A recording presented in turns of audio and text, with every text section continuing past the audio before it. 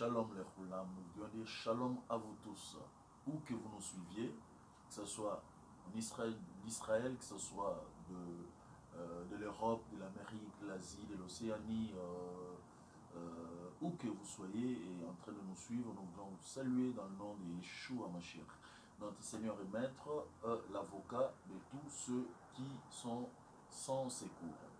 Nous voudrions répondre à une question qui nous a été posée sur la fête des tabernacles. Nous voulons dire en général que les fêtes bibliques, les Moadim du Seigneur, appelées saintes convocations, comme détaillé dans le livre de Lévitique au chapitre 23e, nous avons 7 fêtes bibliques appelées Moadim, qui viennent de Aide, donc le temps des témoignages, quand Dieu témoigne de qui il est, qu'est-ce qu'il est capable de faire et qu'est-ce qu'il dégage, quelle énergie il envoie sur la terre.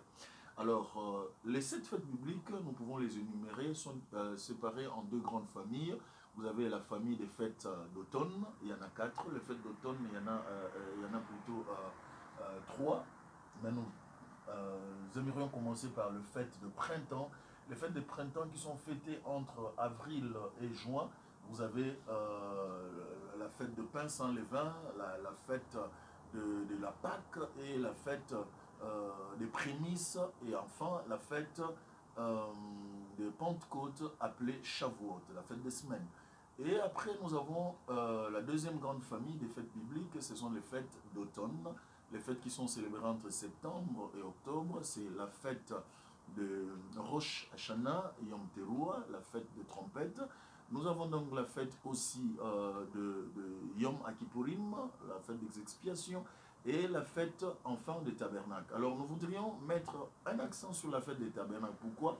Parce qu'il y a une particularité sur la fête des tabernacles. Nous voulons dire d'emblée que la fête des tabernacles, c'est la célébration du fait que nous ne sommes pas permanents dans ce que nous traversons. Nous sommes pèlerins et nous allons dans une cité meilleure. Cette fête a commencé avec les enfants d'Israël qui devaient quitter l'Égypte pour aller en terre promise à Canaan, qui est aujourd'hui Israël.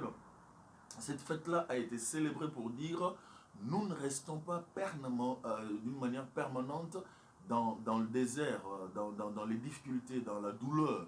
Alors les enfants d'Israël habitaient des tentes pour dire nous attendons le mouvement de la nuée et de la colonne de feu pour aller à une autre dimension. Nous ne pouvons pas habiter des maisons lambrisées, nous allons plutôt habiter des tentes pour être prêts à les emballer à tout moment et suivre la direction de la nuée. Et c'était pour montrer qu'on n'est pas permanent ici. Comme pour tout chrétien, tout enfant de Dieu, c'est qu'on n'est pas permanent sur la terre, nous allons dans le royaume des cieux. Et voilà pourquoi nous marchons, nous contrôlons nos mouvements, nous travaillons selon le principe de la parole du Seigneur, parce que nous avons une meilleure cité qui nous a été promise, cette cité céleste dans la félicité du grand roi, le roi des rois, le Seigneur Yeshua, ma chère, notre époux, notre fiancé, notre mari. Voilà. Et la fête des tabernacles, une autre particularité, c'est que la fête des tabernacles, c'est la seule fête biblique qui est célébrée pendant 7 plus 1, donc 8 jours. Et nous pouvons l'expliquer rapidement. Là, dans la fête des tabernacles, comment est-ce qu'ils l'ont procédé? Le premier jour, vous avez une sainte convocation, comme pour toutes les fêtes bibliques. Le premier jour et le dernier jour, vous avez des saintes convocations.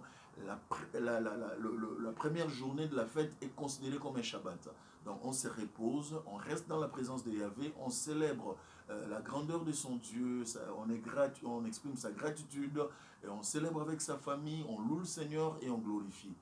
Parce que la fête des tabernacles, c'est la vraie célébration de la naissance de Yeshua Mashiach, le sauveur de l'humanité.